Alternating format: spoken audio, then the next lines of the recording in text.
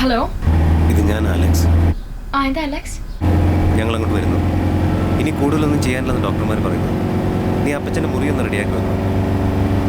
ഞങ്ങൾ ഉടനെ എത്തും.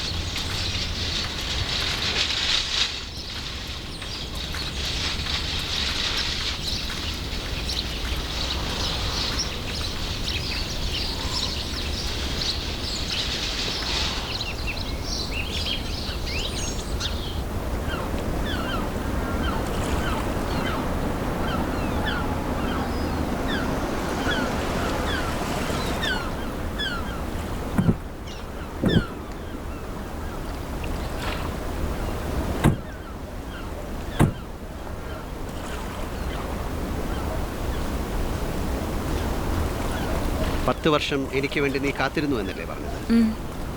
എന്നിട്ട് എന്തേ ഒരു കത്ത് പോലും എഴുതാതിരുന്നത്? എഴുതിയാൽ എല്ലാം അവസാനിച്ചേക്കുമെന്ന് എനിക്ക് തോന്നി. എന്നിട്ടിപ്പോഴോ പുതിയ തുടക്കമായി എന്ന് തോന്നുന്നുണ്ടോ? ഇല്ല. നിനക്കറിയാം നീ ആരാണെന്ന്? ഞാനൊരു പ്രത്യേക തരം പക്ഷിയല്ലേ? അല്ല, നീ ഒരു പുലരിത്തുടുപ്പാണ്. നിന്റെ മുഖത്ത് നോക്കിയിരിക്കുമ്പോൾ പ്രഭാത സൂര്യൻ്റെ രശ്മികൾ എൻ്റെ മുഖത്ത് പതിക്കുന്നത് പോലെ. തുറന്നു പറയൂ ആൽബർട്ട്, നിങ്ങളുടെ ഉള്ളുകൊണ്ട് എന്നെ വിളിച്ചു വരുത്തുകയായിരുന്നില്ലേ? ഞാനങ്ങനെ ആഗ്രഹിച്ചിട്ടുണ്ടാവും. എന്തിനാണ് അങ്ങനെ വിളിച്ചു വരുത്തിയത്? അറിയില്ലേ ഹിൽഡ, നീ യുവത്വമാണ്. നമുക്ക് നാളെ ജനങ്ങൾ മുഴുവൻ കാണുകെ ആ ഗോപുരത്തിന് മുകളിൽ പൂമാല ചാർത്തണം.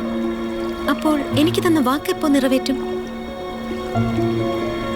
എന്നെ ഒരു രാജകുമാരിയാക്കുമെന്നും എനിക്കൊരു രാജ്യം നൽകുമെന്നും വാക്ക് തന്നിട്ടല്ലേ പോയത്? എങ്കിൽ ഞാനത് പാലിക്കുന്നു. ആ ഗോപുരത്തിൻ്റെ ഏറ്റവും മുകളിലത്തെ മുറി നിനക്ക്. അവിടെ നിനക്കൊരു രാജകുമാരിയെ പോലെ കഴിയാം.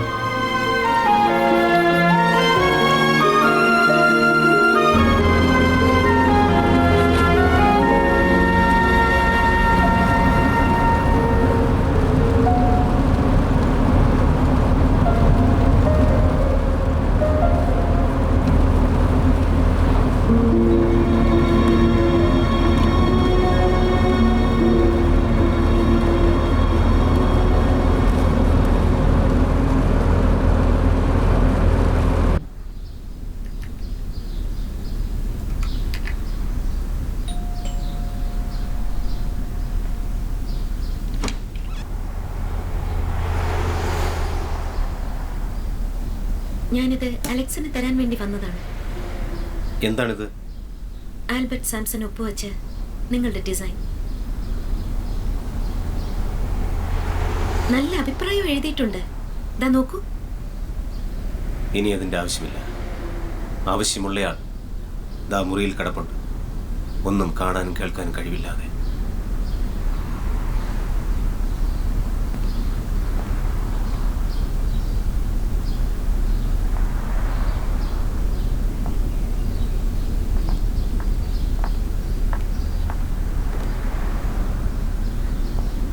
കാതറിൻ, ദാ അലക്സിന്റെ പ്ലാനാ. ആൽബർട്ട് ഒപ്പിട്ടിട്ടുണ്ട്.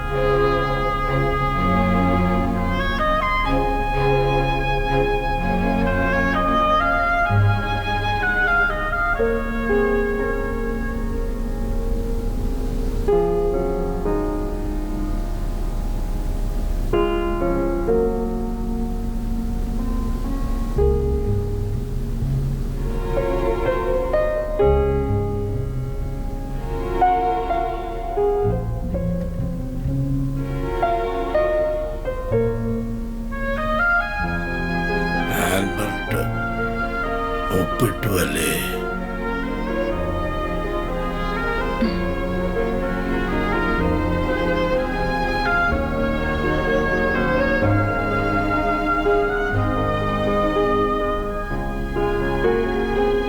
നീ ഏതാ കുട്ടി? ഞാൻ ഹിൽഡ.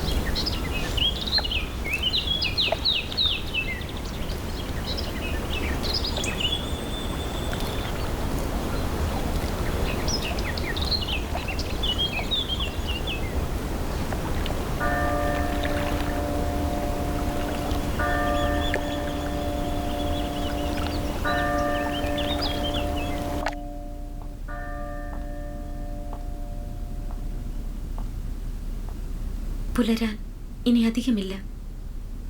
പണി തീരാറായെന്നാ തോന്നുന്നത്.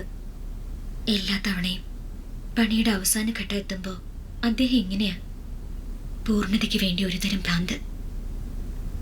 ഇന്ന് പകൽ ഞാൻ അദ്ദേഹത്തിന്റെ അടുത്ത് ചെല്ലാൻ പല പ്രാവശ്യം ശ്രമിച്ചു. പക്ഷേ പേടിയായിപ്പോയി. ആ മുഖം ആളി കത്തുന്നത് പോലെ.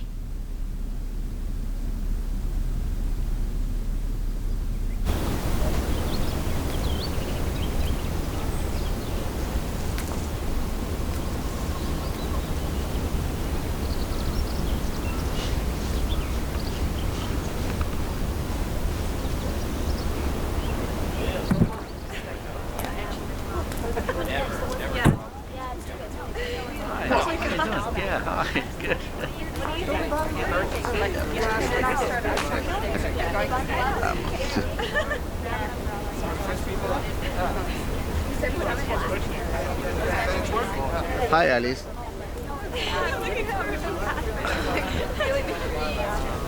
മഹാനായ മാസ്റ്റർ ബിൽഡർ ആൽബർട്ട് സാംസൺ എവിടെ?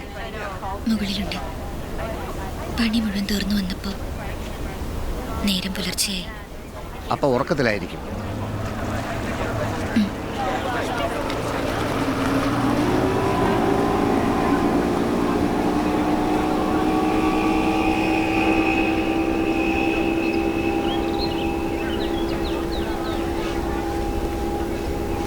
നിങ്ങളോട് എനിക്ക് നന്ദിയുണ്ട്.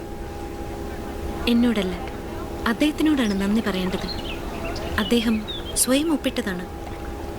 ഏതായാലും മിസ് ഹിൽഡ എന്ന് കരുതിയിരുന്നോളൂ. നിങ്ങൾ അദ്ദേഹത്തെ ശരിക്കും മനസ്സിലാക്കിയിട്ടില്ല. ഇത്രയും കാലം എന്നെ അയാൾ ഇവിടെ തളച്ചിട്ടു. അവളെ സ്വന്തമായി വെച്ചോണ്ടിരിക്കാൻ. കാതറിനെ? യെസ്. പച്ചക്കള്ളം. എനിക്ക് വിശ്വസിക്കാനാവുന്നില്ല. അവൾ എന്നോടത് പറഞ്ഞില്ലായിരുന്നുവെങ്കിൽ ഞാനും വിശ്വസിക്കില്ലായിരുന്നു. അവളുടെ മനസ്സും ചിന്തകളുമെല്ലാം അയാളുടെ നിയന്ത്രണത്തിലാണെന്ന്. ഒരിക്കലും അയാളെ വിട്ടുപോകാനാവില്ലെന്ന് അവൾ പറയുന്നു. നിങ്ങളെ ഇവിടെ പിടിച്ചു നിർത്താൻ വേണ്ടി മാത്രമാണ് അദ്ദേഹം കാതറിനെ ഇവിടെ നിർത്തിയത്. എനിക്കത് വിശ്വസിക്കാനാവുന്നില്ല. സത്യം. എങ്കിൽ യഥാർത്ഥത്തിൽ അയാൾക്ക് എന്നെ ഭയമായിരുന്നിരിക്കണം. ഭയമോ? ആൽബർട്ട് സാംസണോ? പള്ളി ഗോപുരത്തിന് മുകളറ്റത്ത് കയറി നിന്ന് അദ്ദേഹം പൂമാല ചാർത്തുന്നത് ഞാൻ കണ്ടതാണ്. അങ്ങനെ ചിലത് ഞാനും കേട്ടിട്ടുണ്ട്. പക്ഷേ ഇനി ഒരിക്കലും അയാൾ അങ്ങനെ ചെയ്യില്ല. തീർച്ചയായും ഇന്ന് വീണ്ടും അദ്ദേഹം അത് ആവർത്തിക്കും. ഇവിടെ ഈ ഗോപുരത്തിന് മുകളിൽ. ഒരിക്കലുമില്ല. നമുക്ക് കാണാം.